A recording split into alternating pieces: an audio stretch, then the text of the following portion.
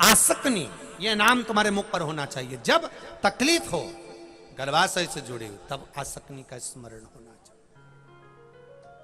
वीरणी माता ने, और ये माता प्रसूति का जो तप साधना थी, ये माता प्रसूति का जो तप बल था, ये माता प्रसूति की जब तप साधना थी, माता प्रसूति का जो तप बल था, माता प्रसूति की जो आराधना थी, ये आराधना का ही फल तो मिला कि वीरणी ने अपनी संतान माता प्रसूति के गर्भ में स्थापित कर दी।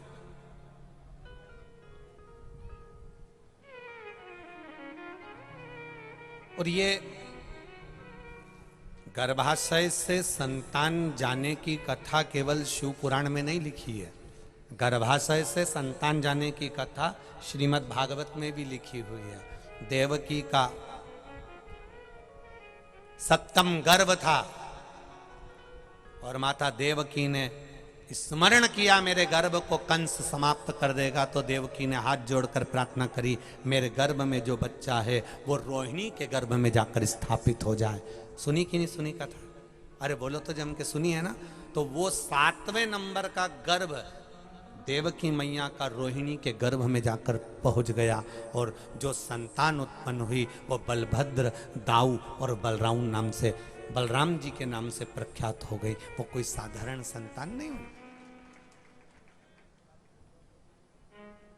तो केवल शिव पुराण की कथा कहे कि संतान परिवर्तन वीरणी के गर्भ से आसक्ति के गर्भ में पहुंच गई, वीरणी के गर्भ से आसक्ति के गर्भ से प्रसूति के गर्भ में पहुंच गई, तो ये कथा केवल शिव पुराण में नहीं, ये भागवत में भी लिखी है कि देवकी का 7वां गर्भ निकलकर रोहिणी के गर्भ में गया। 7वां गर्भ निकलकर रोहिणी के गर्भ। प्रसन्न है माता प्रसूति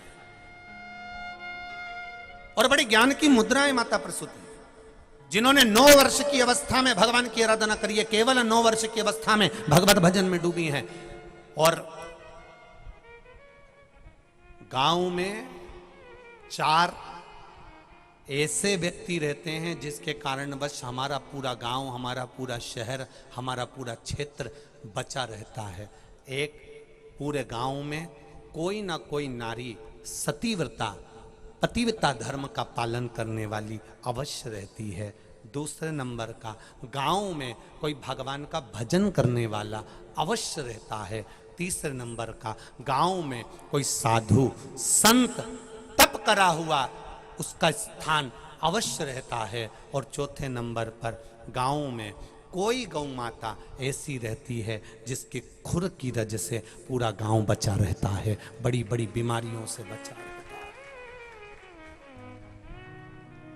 बड़ा बड़ा रोग आता है, बीमारी आती है, दुख आता है, तकलीफ आती है, कष्ट आता है, बहुत कुछ होता है, पर गांव अगर बचा हुआ है, तुम्हारे गांव पर आंच ना आए, तुम्हारे गांव पर कोई उंगली तक ना उठे, तो समझ लेना तुम्हारा गांव अगर बचा हुआ है तो जरूर अपने गांव में कोई पतिव्रता नारी रहती होगी, कोई संत रहता होगा, कोई साधु, कोई सन्यासी, कोई तपस्वी, कोई साधक, कोई उपासक तप कर गया होगा। हमारे गांव में जरूर कोई भगवान का भजन करने वाला भक्त रहता होगा। हमारे गांव में किसी ना किसी के घर पर, किसी ग्वाड़े में, किसी खले में कोई गाय ऐसी बंधी होगी जिसके खुर की रज से हमारा गांव बचा हुआ है। ये 4 हमारे गांव को, हमारे शहर को, हमारे नगर को बचा कर रखते हैं।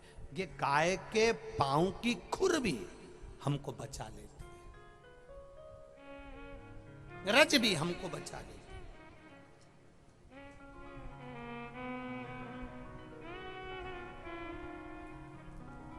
महाराज,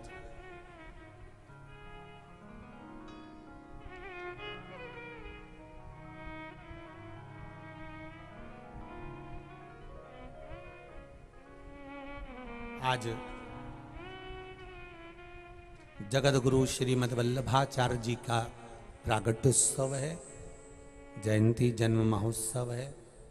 पूरे देशवासियों को, देश और विदेश में विराजमान सभी भक्तों को श्रीमद् जगत गुरु वल्लभाचार्य जी की जन्म महोत्सव की, प्रागट्योत्सव की, जयंती की बहुत बहुत साधुवाद, बहुत बहुत बधाई। जिन्होंने भक्ति का प्रचार किया, जिन्होंने जनमानस के भीतर भक्ति का बल प्रदान करा,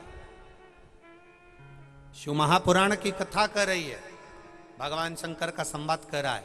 कोई संत, कोई साधु, कोई गुरुजन, कोई तपस्वी जन तप कर कर गांव में चले जाते हैं, उनका स्थान रह जाता है, उस स्थान के कारणवश भी गांव बचा रहता, नगर बचा रहता।